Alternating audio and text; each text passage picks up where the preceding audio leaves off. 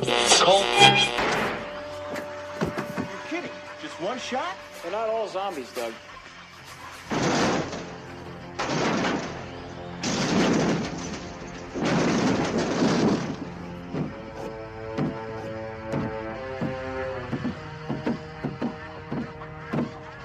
How do you fight this thing?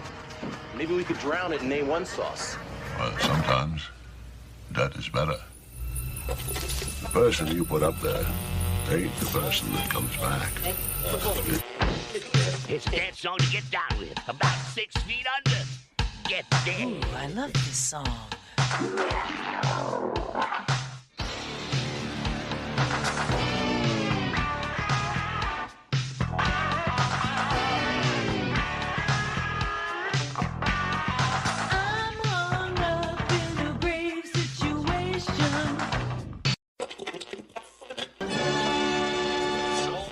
And now we come to the thrilling final episode of our radio drama. Hello and welcome to episode 255 of the Rotten Views podcast. I'm actually doing this one at like 9 o'clock at night, which is really weird because most times I don't get to do this podcast until like 11 o'clock at night, or sometimes even later than that.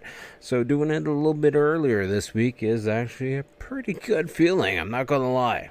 If you're a new listener, thank you for picking this movie as your first episode of the Rotten Views podcast. We are watching High-Ballin from 1978. It's a trucker movie. I love trucker movies. I haven't watched this one, so I don't know anything about it really, but I know it's got the snowman in it, Jerry Reed from Smokey and the Bandit, so I'm pretty looking forward to this one, to be honest with you guys. And if you're a returning listener, and you have the episodes pre-downloading each and every single week, thank you ever so much for doing so, and hopefully you guys will enjoy this episode. But before we do get too far into the podcast, let's do a little bit of housekeeping like we like to do each and every single week.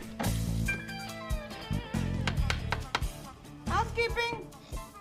I think you're sleeping. Housekeeping? Could you come back in an hour? Housekeeping, you want towel? More towels. Need sleepy. Housekeeping, you want mint for pillow? Please go away. Let me sleep for the love of God. To start off, hopefully you guys are having a good weekend or week, depending on whenever you listen to this. If you're listening to this when it comes out on Saturday, or if you're listening to it the following week, following year, month, whatever it might be. Hopefully you're just having a good week. We're trying to be positive here. We want to have a good atmosphere because, you know, I want to grow the community and I want to have a lot of like-minded, down-to-earth people who enjoy the same stuff. So, like that being said, make sure to check out all my social media links down below at Type Inside. You can find me on Instagram, Facebook, Threads, TikTok. But the main thing you should check out is that YouTube channel. That YouTube channel, we got the weekly game video that drops every single Wednesday. I have old episodes of the podcast that drop every single Monday. We have various shorts that almost drop 7 days a week. And we also do live streams over there and community posts. So definitely go check that out. Go subscribe. Go give it a share, like, all that other fun stuff. Turn on the bell notifications when you do subscribe. That way you get notified every time I do post a new video or when I go live. Usually I go live around like 8 p.m. Eastern time to about, 10, 11, sometimes midnight. All depends on what the schedule looks like. So, and as always, depending on whatever podcast platform you're listening on, feel free to give it a like, give it a share, give it a rating, wherever it might be. If you're on Spotify, make sure to give it a star rating, 5-star, 4-star, whatever star you want. If it's a 1-star, I will one-on-one you in Mario Kart on the N64, not the Switch version or anything like that. I like the N64 version, so if you don't have an N64, that's on you. I automatically win, so don't argue about it. But the main thing that you guys can do at the end of the day, end of the night, whenever it might be, just hit that share button on whatever content you want. If you want to share one of the YouTube videos or one of the drawings or share one of the podcasts, just share it with whoever. That does help out a lot and helps get the product out to more eyes. And that, at the end of the day, that's all we want to do. We just want to have a bigger community of like-minded people who enjoy all the same things. So, and the last thing I want to shout out to you guys, make sure to check out the CWC page on Facebook as well as Instagram. Canadian Wrestling Championship. It's a wrestling promotion that we're working on. There's a lot of new content coming out and a lot of new posts. So definitely go check out. Go give it a like. Go give it a share. Go give it a follow and all of that fun stuff. And just leave some comments. Let us know what wrestling matches you would like us to discuss or what wrestling moments you enjoy the most. I'm still branching out with a lot of content for that as well, so I'd love to hear you guys' feedback. And we have a ton on my personal page, my art page. We have a ton of new content. I've been doing a lot of Cartoon Network stuff. So if you want to check out some old Cartoon Network cartoons, definitely go check out the Instagram, the Facebook page, and the YouTube channel for all that fun stuff. I'm also doing a How to Train Your Dragon series right now for my little kiddo, because that's the theme that she picked for this week's Lunchbox Surprise series. If you guys don't know what that is, each and every single week, depending on when she's at school, daycare, whatever it might be, camp, I sneak in a drawing into her lunch pail, and then she sees it, of course, either at snack time, lunchtime, whatever it might be. And this week's theme is How to Train Your Dragon. I've done a lot of Lilo and Stitch monsters. I've done a lot of Pokemon characters. I've done a lot of cartoon characters, and I'm blanking on all of them. I've done Chowder, SpongeBob. That's been a big one. Between SpongeBob and Lilo and Stitch, those are probably the main two ones. But now we're doing How to Train Your Dragons, which is going to be a 2-week series because they're kind of fun to draw. It's a little bit more of a challenge because all these dragons are like in a CGI style, and I'm drawing them in a 2D style. So it's a little bit different, and I'm enjoying it. So hopefully you guys will enjoy it as well. Also, make sure to check out the Rotten Views Instagram page as well, where I post the On This Day in Horror history posts. I do one of them every single day, and I'm hoping to get ahead of the game and actually do some video content for that as well, so some extra content for the podcast as well. There's a lot of content for you guys to check out for free, so make sure to check out all the links down below. But with that being said, I think we discussed that stuff enough. Let's get into talking about the podcast at hand. If you're a returning listener or a new listener, if you looked this episode up or you're coming back from next week, or last week I should say, we are watching High-Ballin from 1978. This movie has a 5.5 out of 10 on IMDb, 27% on Rotten Tomatoes, and a 4.5 out of 5 on Amazon.ca. Apparently 59% of Google users have enjoyed this movie. The initial release date was May 26, 1978. The description, as read on IMDb. Pretty straightforward and simple. 2 truck drivers fight off thugs who have been hired to drive them out of business. Actually, I think now I'm watching the trailer on IMDb. Pretty sure I've seen this movie before, but I haven't done it for the podcast, so that's okay. Let's jump right into the director, writers, and a couple of the stars of the movie. First one we're obviously going to talk about, like we do each and every single episode, we're going to talk about the director first, which is Peter Carter. Amazing, a name I can actually say properly and not mess up.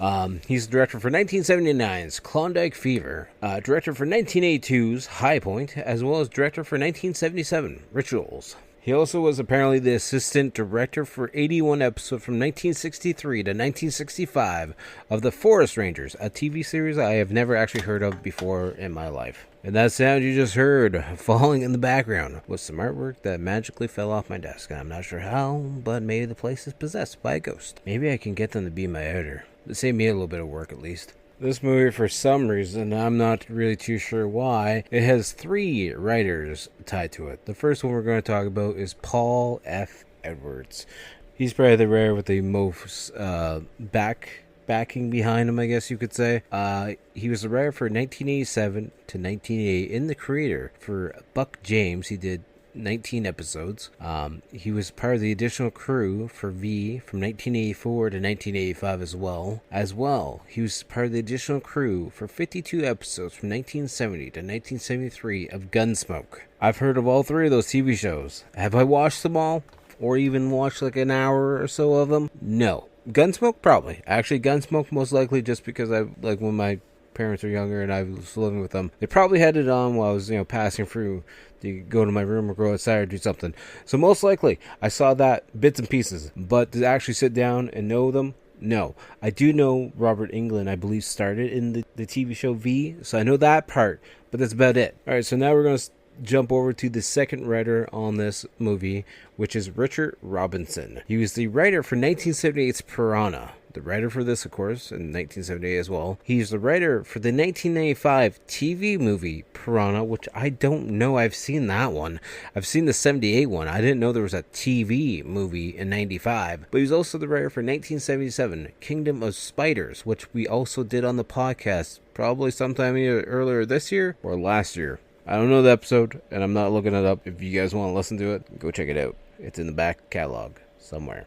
And the final writer, the third writer tied to this movie, he wrote 2 episodes in 1990 and 1982 for the TV series In the Heat of the Night, which I know that one. He was the writer for 1975's Inside Out, which I didn't know that was a movie. I know the Disney one, but I don't know about this live action one, so I'm going to have to check out what that movie even is. As well, he's a writer for 1977's Welcome to Blood City, and I have no idea what that movie is, but I need to check it out just because of the title of it.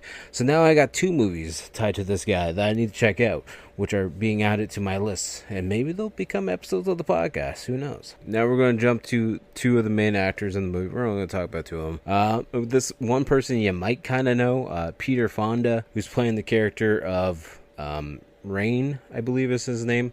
He was also Wyatt in 1969's Easy Rider. Might know that movie. I don't know if you do or not.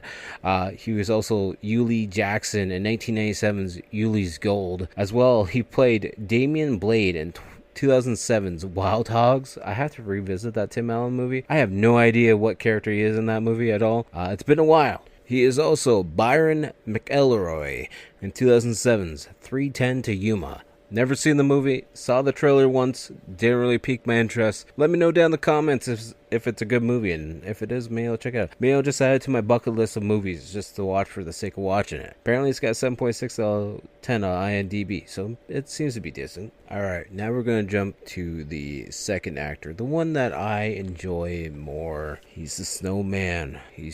Technically he's Cletus, Smokey and the Bandit from 1980. In 1977. 1980 was the Smokey and the Bandit Rides Again. Is that the second one? Third one? I don't know. He was also Doug Von Horn in 1979's Hot Stuff. As well, he's Red. I'm not even going to pronounce that last name because I don't think I can do it right. In 1998, he played in The Waterboy as Red Balooey. Was that Waterboy's dad at the end of the movie? I can't remember now. I really need to revisit. I think that was Waterboy's dad at the end. But yeah, it's Jerry Reed. I don't know if you guys don't know who I personally like Jerry Reed, and I don't think I've seen a movie with him in it that I haven't liked. So he's one of my favorites, but he's also one of those ones that you don't really discuss that much. I also had no idea that he passed away in 2008. I didn't think he's been gone that long, but that's crazy to think of. The tagline also for this movie that we're talking about, High-Ballin, back on topic, the tagline is, truckin is one thing, high-ballin is another, and the way they do it is something else. Pretty clever tagline, I'm not gonna lie, I enjoy that one. I usually just skim over some trivia stuff just for the sake of it, or the goose section on IMDb. And under the trivia section, apparently the Triple T truck stop was still in business in 2018 in Tucson, Arizona. It being about 40 years after the making of this movie. That's pretty interesting. It's always interesting, like, seeing truck stops that are still around, or, like, me personally, I'm a big fan of Maximum Overdrive, so seeing pictures of the Goblin truck still around, or the replicas of the Goblin truck, because obviously they had a couple of them, and there's one, actually, a picture, I can't remember where I saw it, but it was the Goblin head, and it had actually had a tree growing it, because it was sitting in someone's, forest for so goddamn long. Sad seeing, movie history like that just being left to pieces, but it is what it is. Alright, with that being said, though, let's get ready to talk about this movie. Start the podcast at hand. This is why you're here. You're here to listen to me talk about this movie. But like I like to say at the beginning of the podcast, I should have mentioned it sooner. If this is your first time listening, I'm going to be talking about this movie from start to finish, hitting all the points in between that interest me. So it's going to be spoiler heavy. But then again, it's a movie from 1978, and I don't want to hear anything if I gave away too many spoilers. So feel free to pause this now, and you can watch it for free on Tubi. Or just sit back, relax, listen to me talk about the movie at hand, and I'll either make you want to skip the movie or go watch the movie for yourself. I leave that up to you at the end of the day. So, like I said earlier, this is your only warning, your final warning. If you're at home, though, hopefully you got some snacks, sitting back, relaxing, all the other fun stuff. Hopefully this helps you get through the day. If you're at work, hopefully it helps you get through the day, and hopefully it makes the day fly by a little bit faster. And like I know most of you guys are, if you're listening in the car, make sure to keep your eyes on the road.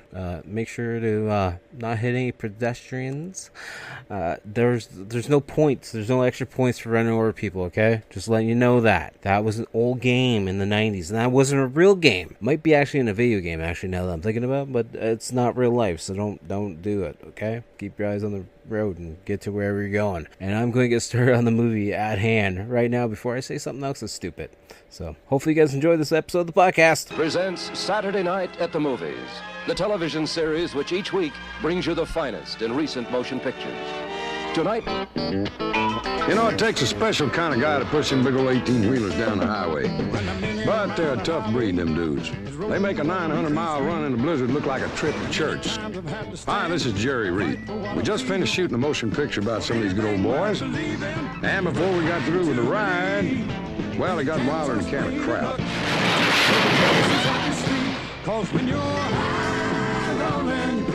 I play Iron Duke Borton.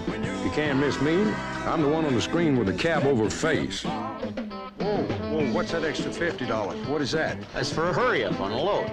You take that extra 50 and you stick it up where the sun don't shine. And if I wasn't in such a hurry, I'd stick around and assist you. Now, Peter Fonda's my buddy. We call him Rain. He's a lad with wheels in his head and a liking for fancy boots. And pretty little Helen Shaver's pickup. She's the one you boys gotta watch. Jeez, you scared me. Mm-hmm. I told you about that little darling, didn't I? What are you doing sneaking around outside? Now, Peter and I play a couple of dudes who had a good thing going once, and we kind of get together again. Best I can remember, me and you used to have a good time. You go take one more ride with the old dude. But the way things are now, a fella get himself killed. Well, I tried to be the kind of a gal you'd love to. Excuse me, want to dance? No. Wait a minute. Didn't need to go hunting for no trouble. We got engraved invitations. Breaker 19, Breaker 19. You got down Duke on a flight from a 1033. I'm being shot at with real bullets. You understand? See if you can get on that radio and help me find a bear. A bunch of bears. Hell, I can use air for. Look out, I'll take care of you, Switz. Oh, Tanker, get down in the seat. Your mama's gonna kill me now. Oh, me, why didn't I have a girl? I can bring you to your knees, boy, but that don't mean that you have to crawl. Give one for the Reach back and find some backbone. When your back is up against the wall, they may stack that leg against you, but you can dance and take your cuts. When it gets down and dirty, that's when you got to trust your guts. Cause when you're rolling, you just let the chips fall.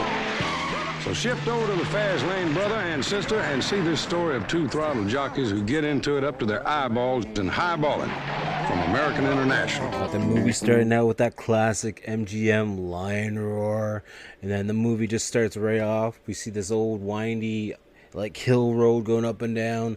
The intro credits start to roll in. We see Peter Fonda, Jerry Reed, and we see a big ass transport just coming down the road at us with a High-Ballin bold font coming right in our face. You know, it's nothing super special or crazy, but it actually does well for this movie. You know, you don't need anything super crazy for like intro credits, fonts, all that fun stuff. But you know, I believe you got Jerry Reed playing in the intro music as well. Yeah, it's definitely Jerry Reed, so that helps out the movie a lot. So this first trucker coming in, we see he stopping on the side of the road because this lady's like, oh, I'm broken down, I need some help. It's all just a diversion. It's all a trap. But I want to talk about this first trucker for a minute. So there's a reason why I want to talk about the first trucker, and the first trucker's name is Buzz. He's played by Harvey Atkin, who's actually a really well-known voice actor, at least for me he is. He was in a lot of cartoons growing up for me as a kid. He was in cartoons such as Braceface, The Ripping Friends. He was in Big Wolf on Campus, not cartoon of course. He's also in the Tales from the Crypt cartoon. He was the voice of Sam in The Adventures of Sam and Max. He was in Bad Dog. He was in the Never Ending Story TV series for 5 episodes playing Mr. Rock Chewer. He was in an episode of Goosebumps. He was in 2 episodes of the Ace Ventura Pet Detective cartoon. He was in 2 episodes of Sailor Moon. He was in a couple episodes of the X-Men playing the character Sasquatch. He was in episodes of Rupert, The Adventures of Tintin, Super Mario, and so many more. You know, if you just see that face and then you hear that voice, and that voice is just so damn iconic, and that's just a big part of my childhood, and I just want to put that out there. He's also Canadian. He's actually from Toronto. Anyways, Buzz, when he's pulling up to this lady on the side of the road, he's like, yeah, I got a beaver on the side of the road here. I'm going to see if I can get me some. He's another guy on the CB. He's like, yeah, buddy, you go get him some 10-4. Rubber ducky? I don't think they said rubber ducky. So he stops the truck and he runs over to the lady. He's like, "Ah, dang, sorry about your car trouble there, missy. You been here long? You in trouble?" And she's like, "No, I'm not in trouble, but you are." So then these guys come out, hit him with a butt of the shotgun, knock him to the ground. Another truck pulls up out of the woods somewhere, apparently, and they steal his truck and just drive away and leave him off on the side of the road. Even though this car is parked at like this long laneway, I'm not sure how you didn't see the truck just sitting there, but that's besides the point, I guess. It's 1978. What do you expect? The truck can't be hidden that well. It's an older movie. I'm not ribbing on it at all. I'm just saying. This movie is also set sometime during winter. I'm not really sure if it's near the beginning or the end of winter, because there's snow, but it's all kind of like dirty looking snow and slushy looking snow. Then we cut and see Peter Fonda's character, Rain, showing up. He's on this old school, like, army-looking motorcycle. Really nice-looking motorcycle, to be honest with you. And he's showing up at this truck stop, and he's got this motorcycle helmet on, but it's kind of like a fighter army helmet. It's got, like, Japanese writing on the front of it as well. Kind of like a fighter jet helmet of sorts, I guess you could say. I'm no army expert or military expert. I don't care for any of that kind of crap, so I don't know the technical term for the helmet. Don't judge me for it. And of course, at the truck stop he stops at, we then see Duke, Jerry Reed's character, doing his walk around his truck, checking out the tires. He's talking to the guy, and the guy's like, "What are you going to do, Duke?" Because everyone's worried about all these thieves, because what just happened with Buzz, it has been happening for a while. A lot of these trucks have been getting kidnapped, and the drivers have been getting, knocked out and left on the side of the road. So everyone's like, "Oh, whoa, I don't want to deliver these loads. I'm a little bit worried about it." And then out of nowhere, we see Duke and Rain, hooking up for the first time. For first time in a while. They're good friends, haven't been seen in a while. And we see Duke and Rain and all the other guys going into the diner, sitting down and have some coffee, some breakfast, and they're all discussing what they're going to do, because all these independent truckers are being taken down by the people robbing them, which is making it harder for the independent truckers because there's no help for them. So one of the guys at the bar is like, "Hey, Duke, you independent truckers are never going to get any help from the cops, because the cops are only helping the trucking companies. You guys ever think about, carrying some guns by chance? Some guns, which kind of help you out. That way you can fight back against the guys that are trying to rob you." This is when we find out Duke is very against guns, and he doesn't want anything to do with them. He doesn't want them on the truck at all. And we also meet Helen Shaver, who's playing the character of Pickup, because she drives a pickup truck. That's why she's called Pickup. And then for whatever reason, we find out that Rain's character in the movie is gay, and a couple of the guys at the bar don't really appreciate it. So then Rain's not really bothered, but he's like, "Yeah, you can't get a woman, you just get a fine-looking man. That's all you gotta do." Alright, so we find out the one guy who's being an asshole that wants to sell the guns is Harvey, and his buddy Reggie is threatening to shove his boot up Rain's butt, and he's like, "Oh, I'm a little bit worried you might like that too much." So then the bartender is actually Harvey's mom, and being like, "You need to calm it down." And Harvey's like, he's a grown-ass man. If he gets his ass kicked, he gets his ass kicked. So then we see the two of them going out to fight, but they pulled out like tire irons to check the tires on the transports. And at one point, Rain is pretty much done with it, so he goes to walk away. So then Reggie goes to him in the back of the head with the tire iron. That's when Harvey pulls up with his gun, being like, "Hey, Tiger, why don't you call it a day, all right? We'll call it even." So then Duke's like, "Are you all done with all this crap? Can we get out of here? Because, this is enough crap." So then Duke takes Rain back to Vaughn, his wife, and his kid. I forget the kid's name. Tanker, I believe is his name. Or that's the name that they call him. And everyone's happy to see Rain. And Rain's like, "Hey, you doing any wheelies yet on your bike there, sport?" And he's like, "Oh, no, nothing like you." And Rain's like, "Yeah, I'm sure that makes your dentist very happy, huh? You don't get any messed up dentist visits." So then it's later that night, and Rain's out there talking to Duke, being like, "Hey, you're not actually going to give up, driving the truck, right?" He's like, "You know what? Actually, I think I might, I'm getting older. I'm getting tired. Can't be doing this all the time, It's a hard job." And then Duke's like, "We're making okay with the bills, we're making do. I'm going to do a couple more runs on the truck, and then I'm going to sell the rig, and then, we're going to be pretty well off, until the day we die, maybe. I'm not really sure how long. I'm not sure how long he thinks the money's going to last for." And then Duke's like, "So how long are you sticking around, Rain?" He's like, "I'm sticking around for a little bit. I'm not sure how long, but a little bit." He's like, "Well, guess what? You're going on a trip with me then, because we're going to do one last run on this rig." And then Vaughn starts yelling out to them because they're out in the barn. And apparently someone on the CB is calling for Duke, and it's an emergency call. And then Vaughn tries to get hold of them, but nobody's answering. So then Duke tries to get hold of them, and nobody's answering as well. And Rain's like, I'm sure it's no big deal. I'm sure they're probably just long gone, that's all. So now it's later that night, and there's a snowstorm coming in by the looks of it. And we see this guy getting the shit kicked out of him as he's laying on the ground, as, of course, the car thieves are taking his truck in his trailer. And we see Duke and Rain in the transport trying to catch up to wherever this ambush is to try and rescue somebody. And we then see Duke taking a corner with the transport, and also it's like drifting. It's a really nice shot, to be honest with you, even though it's dark as hell. So then we see Duke and Rain showing up to the spot. The cops are already there. And now it's pretty much a search party to try and find the truck driver, because they're now searching through the woods to see if they can find the driver, because there's no signs of anyone around. So then we see Rain and Duke at this bar, and Duke's pretty wasted. He's like, I'm just going to go sleep it off in the truck. And Rain's like, you know what, I'll be out there in a minute to tuck you in. And then we see Pickup leaning up against the bar and being like, oh, it's you again. Hey, stranger, you remember me from before, right? Look at me stick my butt out because I'm leaning up against the bar like this. We can definitely tell that the movie's farther into winter at this point in time, because there's a lot more snow since the last time we saw. And we see Duke and Rain coming out of the truck the next morning, and Duke's getting ready to pick up a load.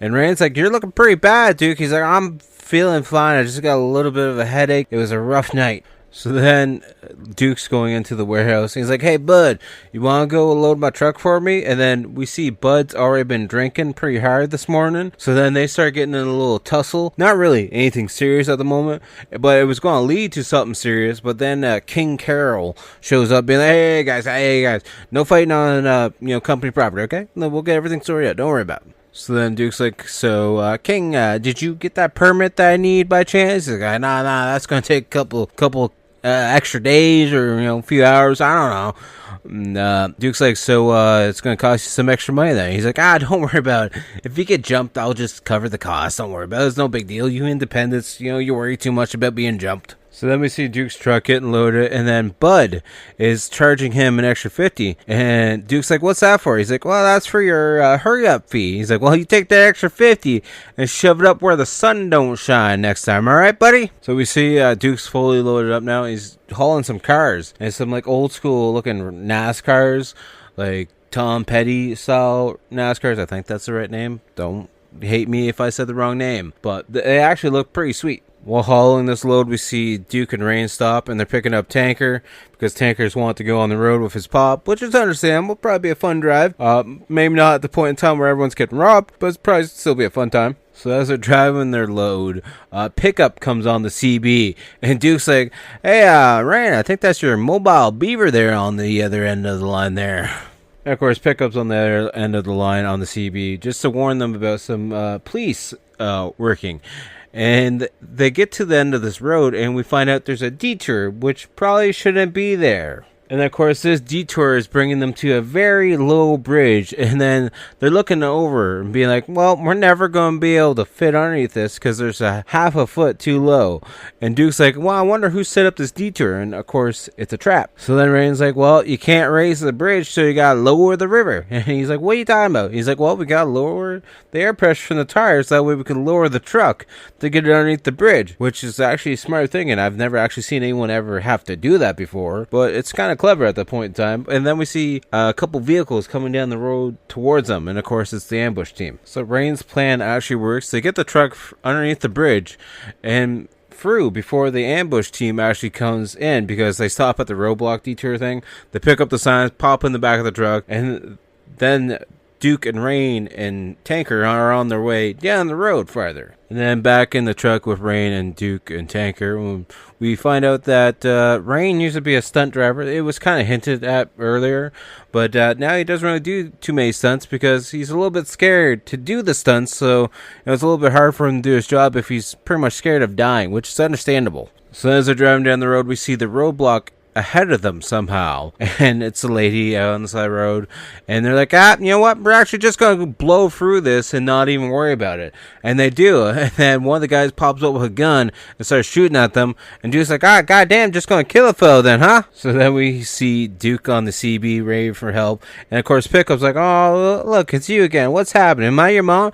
He's like, I'm going to tell you what's happening, I'm getting shot at, somebody's trying to goddamn kill me for my damn truck, would you help me out, please? So at some point we see Rain has climbed out the truck, got on the back of it, picked up the toolbox, got a couple tools out of it, and now he's staying on top of the car hauler, hiding behind the car, chucking like monkey wrenches and other various tools at the car. He smashes one of the windshield and actually causes the cars to go off into the ditch a little bit. But this whole time he's also being shot at, still. And then Rain starts to unloosen some of the cars and starts to drop the cars on top of the guys coming at them. And actually one of the cars drops like right in front of the truck and almost causes the truck to, go off in the ditch a little bit. But then he gets right up behind them again. And he's got like a reinforced bumper on as well. So he keeps smashing into the vehicles as they drop in front of him. Then the guy from the truck in the passenger seat actually jumps out of the truck onto the trailer. And then we see him pointing the gun at Rain, but Rain throws a wrench at him, knocks him to the ground, and then they start fighting on the end of the trailer. And the guy thinks he's getting the best of Rain, and he's like waving for the truck to come up closer, and then Rain kind of like jumps at him, and the guy jumps back and gets scared and falls off the trailer and then goes rolling down the ditch hill. And then we see Rain pouring gas into the one car and lighting a flare and pushing that car off as it's set on fire. And that truck runs right through the car that's on fire, and then he pushes down another car on fire, and that truck hits it as well, but then it starts rolling and it blows up. And of course somehow we see the driver getting out of the truck okay, and he hops into the car that's tailing behind them, even though his truck just literally flipped like 3 times. I'm pretty sure it was like upside down at one point in time, but then when we go to see the truck again, it's now sitting on its wheels again, and then it blows up again. So then as we're driving down the road, we see Rain finally gets back into the cab of the truck, and we find out the transport is now gas. So what Duke decides to do is hit the switch to release the trailer, which slides across the road, and the car crashes into it, which I don't know why the car still wants to load, because there's only 2 cars left on this trailer now. And then we see Pickup show up, and everyone hops into Pickup's truck and take off as the guys in the car are all shooting at them. It's a little bit intense and fun action scene, to be honest with you. Like the thought of someone trying to hijack a trailer, then pushing the cars off and setting them on fire to cause an accident, which after a while they lost like 3 or 4 cars. I'm not sure why they even want the trailer at this point in time. I guess they just wanted revenge to put Duke in his place essentially. It's now the next day. We see Joe, Rain, and Tanker working on the truck in the barn at Duke's farm. But it's like, you left your truck there without gas while these guys are shooting at you. Why didn't they just steal the truck then at that point in time? Or do they just want the load? But there was nothing left on the load, so why not take the truck and just, I guess salvage that? But apparently they were able to go back and get the truck, so that's good. I also didn't notice Pickup was there working on the truck as well. And Duke's like, I'm broke. I can't keep doing this. I can't keep working on the truck. Can't keep fixing it because I'm broke. I got no money. And then Pickup's like, I could just sell my body. We'd be rich then, right? Back in a time when OnlyFans wasn't a thing. Apparently this plan that they have is to get a different load, which pays them $10,000. But apparently they need $6,000 to put down on the load as insurance or something. I'm not really too sure. And Duke's like, well, I don't have that kind of money. Where do you think we're going to get that kind of money? And Rain's like, well, I'll just sell my bike. It's no big deal. So now they're going to go see this guy Slater, because apparently Duke's going to put the mortgage on the house up. And apparently the Slater guy is a guy who does only booze runs, so that's why it's $10,000 per trip. And usually these trips end up with, the cops catching them, but hopefully that won't happen this time. So we see them stopping at this warehouse, and apparently Rain told Pickup not to come in, so she gets pissed off and drives away. And then Duke's like, so you told Pickup to wait outside for us, right? As they're taking the elevator up, this like service elevator. He's like, well, actually we're gonna have to walk. He's like, well, do you have cab fare? Because after Slater takes all my money, I ain't gonna have nothing. He's like, good job pissing off Pickup. So they meet up with Slater, and apparently Slater says, if you work for me, I pay you for the load. If you don't work for me, then you pay for the load as insurance, and then you get the rest of your money at the end of Pickup. So then we randomly see Duke and Rain at this like bar, and they sit down at a table, and Rain's worried that Slater's gonna give Duke some issues with the mortgage. He's like, nah, it's good as money, fine. No, nothing to worry about. And then Pickup comes up. He's like, all you guys do is bitch and moan. Why don't you guys don't jump into a volcano holding hands? And Duke's like, didn't we lose this one? Why is she back? And then Pickup's like, so why don't you guys just let me help you? You know, I'm only here because I like you guys. If I didn't like you, I wouldn't be here. And Duke's like, she said that to you. I'm a married man. She definitely didn't say that to me. I'm just going to step out now so you two can discuss your issues. Then after Duke leaves, Rain and Pickup are dancing. And then this other guy comes over and be like, hey, you want to dance with me? And then a bar fight breaks out. And we see Rain, have to jump from like corner to corner because this bar has like 2 upper levels. And he jumps across, torpedoes himself through a table, and then he grabs Pickup, and they go get their jackets and run away. And then these guys from the bar are following them, because they're like, we gotta go follow them, see where they're going. And of course, it's a couple of the guys that are trying to steal the tractor trailers that's following them the whole time. And of course, Rain, being a little bit smarter than he looks, he knows that somebody's following them, so he's like, you know what, I'm not going to tell Pickup at all. But, I want you to go get a hotel room and, sit in there and wait for me. And I will show up soon. Just, go down there. And just let me off here, though. I'm going to hide behind the trees. And I'm going to wait and watch the followers go behind and, follow after you. We see Pickup in the room. She's getting all comfy, getting all relaxed. And Rain is hiding outside behind the trees, freezing his ass off. And Pickup knows nothing about the whole ambush getting ready, because they're staying at the Shady Rest Motel. And then we just see that van that's been following them from the guys from the bar. And it slowly pulls up to the road and stops at the end of the motel, because it's looking in the parking lot and it notices Pickup's truck. But then it slowly starts to drive way off into the darkness. We see Pickup in the hotel room or motel room, and she's fully decked out in her lingerie, getting ready to, get freaky. And then we hear the doorknob jiggling, and Pickup thinks someone's breaking into the room, and then the door opens, she's hiding behind the door, and she literally nails Rain with one of the chairs in the room. Being like, well, I wasn't expecting that. And obviously I knew this from the beginning, but we now see Harvey, the guy from the bar at the beginning, and King Carol sitting down to talk. And of course they're business partners, because Harvey's taking off all these trucks, and of course King, has all these loads. So it's kind of them working back and forth together with each other. And then Harvey's like, you know what? Duke's not the same. He's not like all these other drivers. All it takes is one driver to start fighting back, and things are going to change. King Carol obviously is the main trucking service in the area, and he's tired of these independents coming in and stealing loads from him, essentially. So he wants all the independents gone. Of course, Harvey wants to do it the hardball way and just start killing them. But of course, King Carol doesn't want to play that way.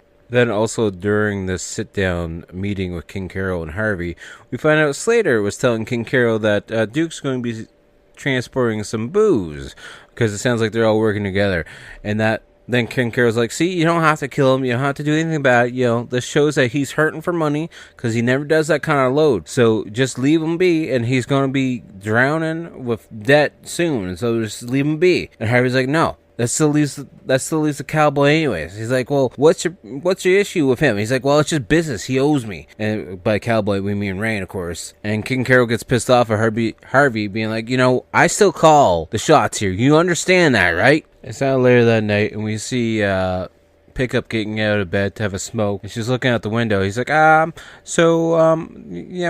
you know how you're worried about those men at the bar that we got in a fight with? Well, they're parked outside, and they're coming closer to the motel, and they got machine guns. He's like, all right, great. We better get our shit together and get the hell out of here. And, of course, one of the 2 guys that are showing up with the van is, of course, Harvey.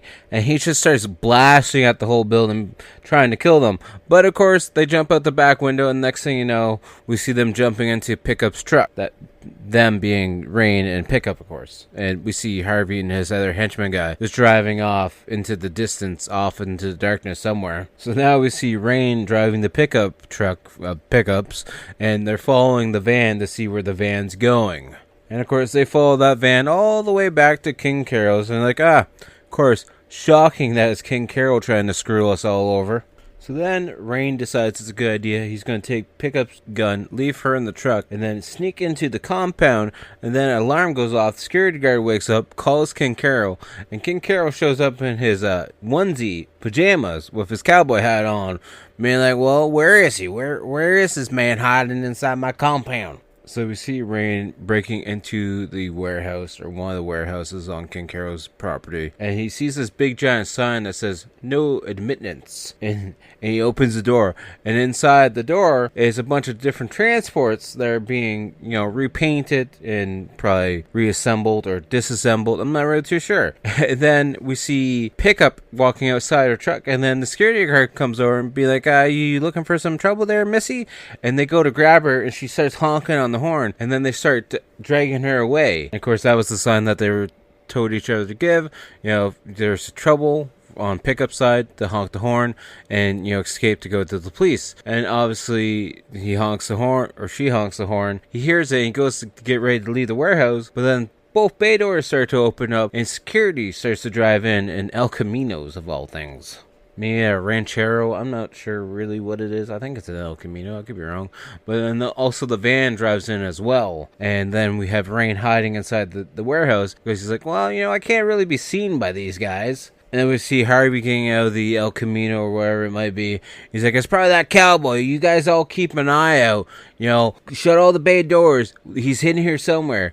And then we see one of the power boxes blow and the whole light system inside the warehouse goes out. And then we see a transport turning on, and it's V-lining right for the Ranchero or El Camino or whatever it is with Harvey inside. He's like, we gotta back up. There's probably like 10 different guys shooting at this transport, and it just keeps driving straight, and then it V-lines into a bunch of containers with the horn going off. So then Harvey gets out to go check out the truck, and of course it was just a decoy set up by Rain. We see Rain finally get out of the warehouse, and then he's jumping over the barbed wire fence. At this point in time, we see King Carol and a couple of security guards pulling Pickup out of the security tower as she's kicking and screaming. And then they're like, what, we're just gonna take her inside the office. And King Carol's like, just hog tie her and keep her quiet already. It's now the morning, and Duke is at Slater's spot to pick up the trailer load of booze. And Slater's like, well, it looks like your buddy didn't show up, huh? He's like, I guess not. And Slater's like, well, look at it this way. At least you don't have to share the cut at the end of the load, as long as you make it. And then he takes off. And then we see Rain showing up at Slater being like, where's Duke? He's like, well, he already took off with the load. He says, Rain's like, if I find out you had anything to do with us being attacked, I'm coming after you next. And then we see Rain actually stealing a transport tow truck to head after Duke to try and catch up. We see Duke come down this old back road, and we see Harvey staying at the top of the hill of the road with gun in hand, just getting ready to shoot Duke. And Duke's all squinting and confused, being like, is that Harvey? And he's like, what in the hell is he doing? What is this boy doing? We see Duke stop the truck, and Harvey starts walking towards him, asking where his friend is. Where's the cowboy? Where's Rains? And Duke says, well, he's not here. And as Duke's getting out of the truck, he grabs like this weapon, and he heads his back to Harvey because he's getting ready to whale Harvey with the weapon. So then Harvey's like, well, you better turn around and face me like a man. So then he turns around and goes to hit him, but then Harvey shoots him in the stomach, and then next thing we know, we see Duke laying on his back in the snow, not moving at all. Harvey checks the truck quickly, and of course there's no Rain inside, so then he decides to drive off. Now that Harvey's gone, we see Rain showing up in his transport tow truck, and he finds Duke unconscious in the snowbank. And then we see him picking Duke up, putting him in the transport, and driving his ass back in town just to try and give him to medical supplies or medical help in time before he actually does die. This is where it's weird. Like, everything was kind of like snowy, and now when the tow truck with Rain and Duke in it is showing up on Duke's farm, there's no snow. Everything's grassy, so I'm not really sure where the time period has gone at this point in time. But luckily, while Rain was driving the transport to Duke's farm, he was on the CB waiting for medical help, and the ambulance actually shows up at the same time that he's showing up to drop Duke's body off for medical attention. Then as the medical crew pulls Duke out of the tow truck, we then see Rain get back in the tow truck, telling Tanker to get off the tow truck. He's like, I'm going to go nail Harvey's ass. He's one of King Carol's men, and I'm going to go nail it right now. We see little Tanker hopping on Rain's bike, and he's going to go get help because he knows if Rain doesn't have help taking on King Carol, that they're pretty much just going to kill him. Tanker goes to the little diner bar that they start the movie out at, and pretty much everyone in that little truck stop diner runs out, gets into the rigs, get into the vehicles, and heads towards King Carroll's. So then King Carroll's in his office. He's getting annoyed at her. He's like, you hurt that girl and they're going to lynch us. We got 40 truck drivers coming here to kick our goddamn ass. And Harvey's like, well, what do you want us to do? Just walk out with our hands up and say we're sorry? And he's like, I'm going to handle it. And then Harvey just hits him in the head with the butt of the gun and tells his, little lackey guy, being like, you just sit there and keep drinking. And then we see all the transports rushing King Carroll's. They're breaking down the fences, running over everything. And then we see a bunch of people just on the docks and in the warehouse just fighting. Not really sure who's a good guy. Not really sure who's a bad guy. King Carroll wakes up and pulls his shotgun out of his desk and goes after Harvey, who's trying to put Pickup into his car. And he curses at him and gets ready to shoot him. But then Harvey just turns around and shoots King Carroll once in the stomach and drops him a bunch of garbage bags. We see Harvey with Pickup trying to drive away in his El Camino, and Rain shows up with the tow truck at the same time as he sees him trying to drive away. So then we see him chasing him down for this muddy warehouse looking area. So Pickup finally wakes up and she starts to fight Harvey in the car, and we see them fighting over control of the car. And then we see Pickup jump out of the car, and then Harvey jumps out of the car, and the car goes off this cliff and blows up. And then we just have a standoff between Rain and Harvey as he's got Pickup as a hostage still. So then we see Harvey throw Pickup off to the side, and we see them getting ready to have this western standoff between the two of them. We see Rain is the faster gunman because we see Harvey fall to the ground with a bunch of blood just gushing all out of his mouth, and Pickup starts to cry because she just saw a guy die right in front of her eyes. We cut back to Duke's family farm home, and we see Rain and Pickup saying their goodbyes as they set off on their own little adventure together. And before Rain leaves with Pickup, he hands over the key to Tank to his bike, and he's like, I don't want you starting it until you're able to pick it up on your own, alright? So don't you start it, even though he's already drove the bike because he drove the bike to go get help. And then we see Pickup and Rain driving away as Jerry Reed is singing in the background, and Tank's running down the driveway to follow after them, just, to say their final goodbye. And, the outro credits start to roll, and the movie's over. And I enjoyed the movie a lot. I think it's a lot of fun, and I would definitely highly recommend checking it out, especially if you're into those trucker-style movies. For me, on the Rotten scale of 10, I'll give it a 7.5 out of 10. I enjoy it a lot. Which brings us to a point in time where we got to pick what we're going to be watching next week. I like Tubi a lot. So we're going to watch another movie from Tubi, which is another blind watch. This one being from 1977. It's an hour and 31 minutes long. It's an action crime movie, though, this time around. This time we're watching Speed Trap for the very first time. Apparently, it's a description as read on Tubi. Called in to solve a wave of car thefts, a PI navigates old flames, false leads, physics, and the mafia as he unravels the identity of the thief. Sounds like an interesting one. Hopefully it'll be a good one. Hopefully you guys will check that one out next week. And as always, make sure to check out the outro band, Toronto-based horror band Blood Opera. All their links are down below, but make sure to check them out on Amazon Music and Spotify. You can find them on Instagram, Facebook, and SoundCloud, and all of their fun stuff as well. And as always, make sure to check out all my links down below at Type and Sign. Find me on Instagram, Facebook, X, TikTok, Threads, but that main thing being the YouTube channel. Make sure to check out the YouTube channel where we have the weekly game video dropping every single Wednesday. Old episodes of the podcast drop every single Monday. I have weekly short videos as well as doing live streams almost every single night around 8 p.m. Eastern time to about 11 p.m. So make sure to check that out. Make sure to follow the page, turn on the bell notifications, subscribe, and all the other fun stuff. As well, check out the CWC Canadian Wrestling Championship page on Instagram and Facebook. Links are down below. That's my wrestling related content, so go check that out there. And I'll talk to you guys all later. Peace.